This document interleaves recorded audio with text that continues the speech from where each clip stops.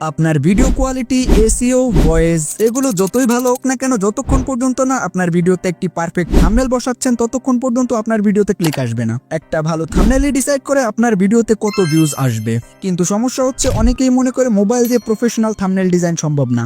এই অজুহাত দিয়ে তারা তাদের থাম্বনেল কোয়ালিটি বানায় কিছুটা এরকম। কিন্তু আপনি যদি চেষ্টা করেন তাহলে আপনিও মোবাইল দিয়ে কিছুটা এরকম ডিজাইন করতে পারবেন।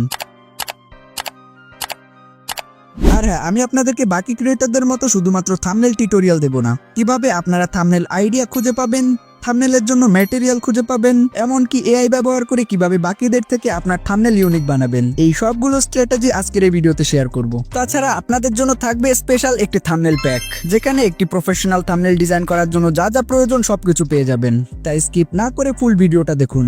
থাম্বনেল ডিজাইনিং এর সর্বপ্রথম যে প্রবলেমটা আসে সেটা হচ্ছে অ্যাপ।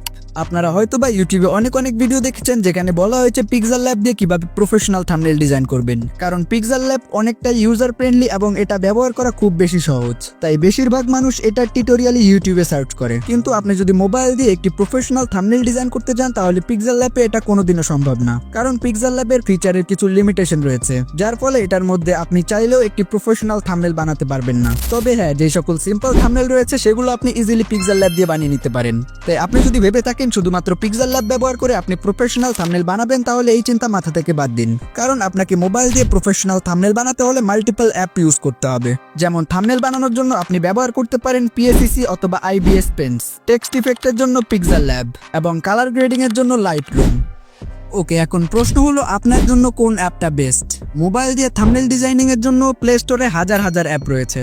তবে আপনি যদি একজন বিগিনার হন তাহলে আমি আপনাকে বলবো সর্বপ্রথম আপনার পিক্সেল ল্যাব দিয়ে শুরু করা উচিত। এরপরে অ্যাডভান্স থাম্বনেল ডিজাইনের জন্য আপনি পিএসিসি অথবা আইবিএস পেন্টস ইউজ করতে পারেন। আর আমি যদি আমার নিজের কথা বলি, আমি আইবিএস পেন্টস ইউজ করি, কারণ আমার ফোনে পিএসিসি সাপোর্ট করে না। যেমন আমি থাম্বনেল ডিজাইনের জন্য ব্যবহার করি আইবিএস পেন্টস এবং সেটাতে টেক্সট অ্যাড করার জন্য ব্যবহার করি পিক্সেল ল্যাব।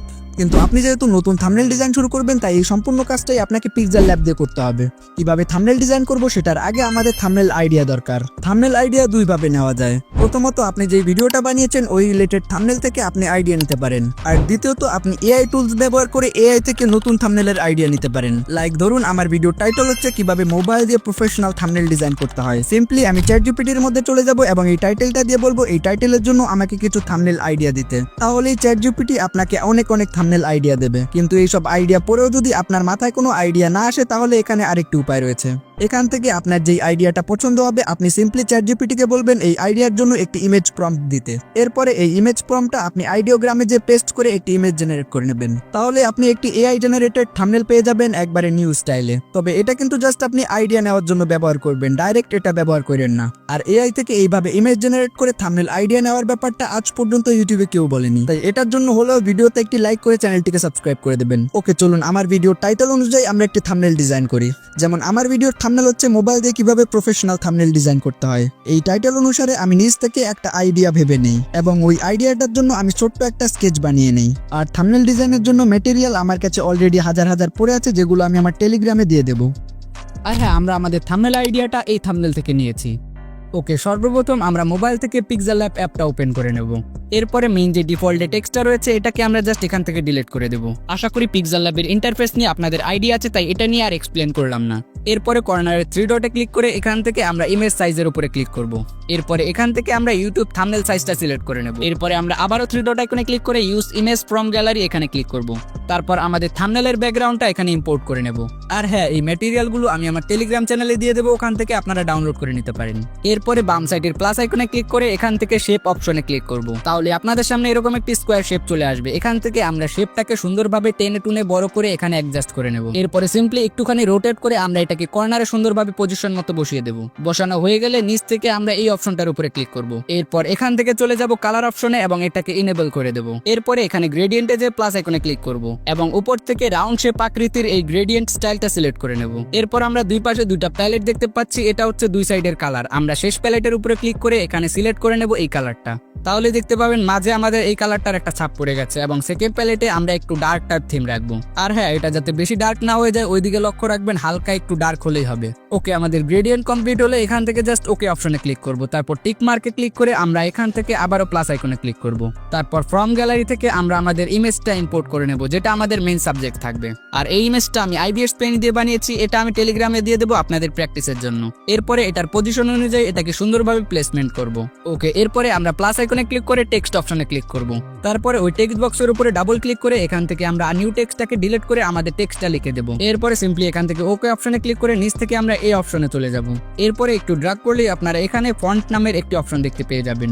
এখান থেকে মাই ফন্টে ক্লিক করে আমরা আমাদের কাস্টমাইজ ফন্টটা এখানে দিয়ে দেব। আর কিভাবে আপনারা কাস্টমাইজ ফন্ট অ্যাড করবেন সেটার একটা ছোট্ট ভিডিও আমি আমার টেলিগ্রামে দিয়ে দেবো, ওখান থেকে আপনারা দেখে নিতে পারেন।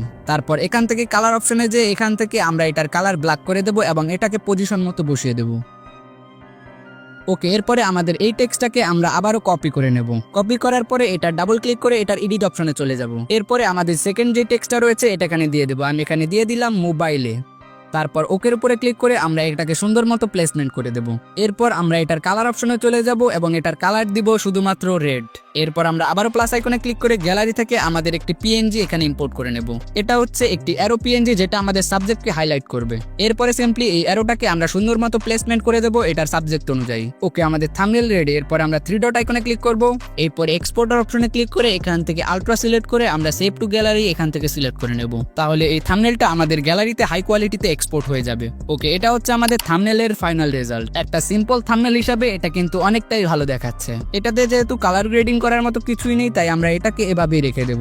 ওকে, আজকের এই ভিডিওটা তাহলে এই পর্যন্তই। আজকের এই ভিডিওতে আমি আপনাকে বেসিক থাম্বনেল টিউটোরিয়াল দেওয়ার চেষ্টা করেছি। আপনারা যদি এই ভিডিওর পার্ট 2 চান অবশ্যই কমেন্ট করে জানাবেন। এই ভিডিওর পার্ট 2তে আমরা থাম্বনেলের সাইকোলজি, থাম্বনেলের আরো অনেক অ্যাডভান্স জিনিস সম্পর্কে জানবো। তাই পার্ট 2 এর জন্য এই ভিডিওতে অবশ্যই 1000 লাইক এবং 500 কমেন্ট কমপ্লিট করতে হবে। তাই ফটাফট এই ভিডিওতে লাইক কমেন্ট করুন। আর হ্যাঁ, আপনারা যদি জানতে চান কিভাবে ছোট চ্যানেলে স্পন্সর আনতে হয় তাহলে আমাদের এই ভিডিওটি দেখে আসুন। দেখা হচ্ছে ওইখানে।